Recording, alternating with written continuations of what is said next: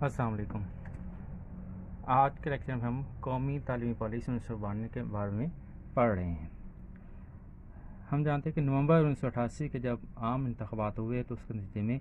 Pakistan people party ایک بار پھر برسر اقتدار میں آئی۔ تو اس وقت کے جو وزیر اعظم تھیں محترمہ میری بھٹو، انہوں نے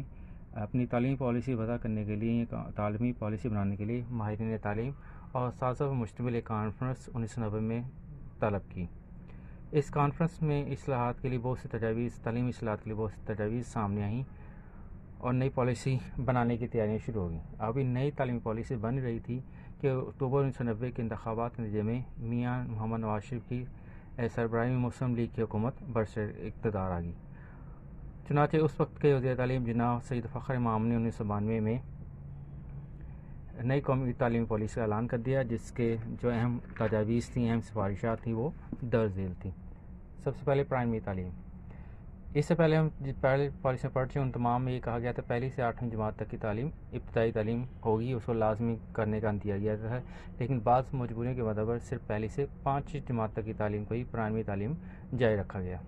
اس پالیسی میں کہا گیا کہ خواندگی کی مجوزہ شرح جو کہ 31% ہے، اس کو بڑھایا جائے گا اور 2002 تک اس کو 70% تک لے جایا جائے گا۔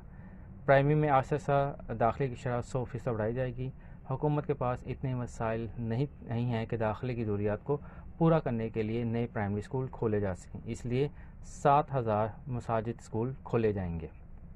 تاکہ ابتدائی تعلیم کی جو پرائمری تعلیم کی ہے اس کو پورا کیا جا سکے۔ پھر کمپیوٹر کی تعلیم کے بارے میں سفارش کیا کی گئی تھی کہ کمپیوٹر کیونکہ موجودہ دور کی سب سے اہم ایجاد ہے اور زندگی کا کوئی شعبہ ہو، چاہے تعلیم کے لحاظ سے چاہے کاروبار کے لحاظ سے ہو، اس میں کمپیوٹر انتہائی اہم ہے، اس سے فائدہ اٹھایا جا رہا ہے۔ چنانچہ کمپیوٹر کی تعلیم کی اہمیت روز بروز بڑھتی جا رہی ہے، اس لیے انتہائی ضروری ہے کہ آئندہ قومی ضروریات پورے کرنے کے لیے طلباء کو اس تعلیم سے آراستہ کیا جا سکے۔ چنانچہ یہ طے کیا گیا کہ اسکول کی سطح پر کمپیوٹر کی تعلیم کو نصاب کا حصہ بنا جائے گا اور کمپیوٹر کا سبجیکٹ ایک مضمون کے طور پر نصاب میں شامل کیا جائے گا۔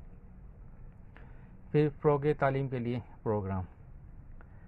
اس پالیسی میں فروغ تعلیم کے لیے کافی پروگرام شروع کیے گئے، جیسے کہ 33 نئے پولی ٹیکنیکل ادارے، 8 نئے ٹیکنالوجی کالجز قائم کرنے کا عزم کیا گیا۔ اس طرح سیکنڈری اسکولوں کی تعداد 19,000 سے بڑھا کر 48,787، جبکہ کالجوں کی تعداد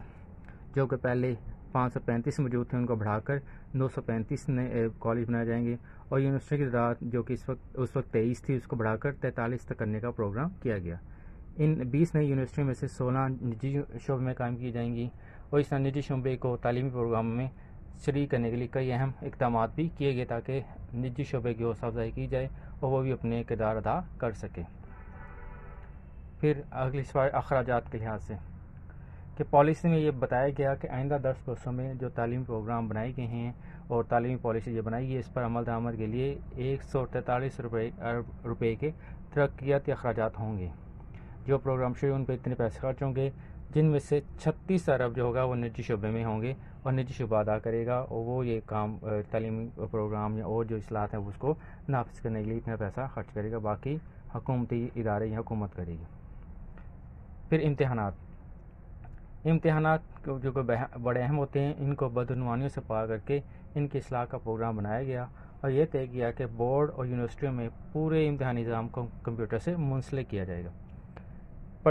پرچہ جو ہوں گے، سوالات کا پرچہ ہوگا، اس میں سابقہ دور کے جو معروض حصے کو بڑھایا جائے گا اور انشائی حصے کو بہت مختصر کیا جائے گا۔ امتحانات کے معیار کو بہتر بنا کر ترقی یافتہ ممالک کے برابر لانے کی کوشش کی جائے گی تاکہ ہمارا نظام بھی ان کے ہم پلہ ہو سکے۔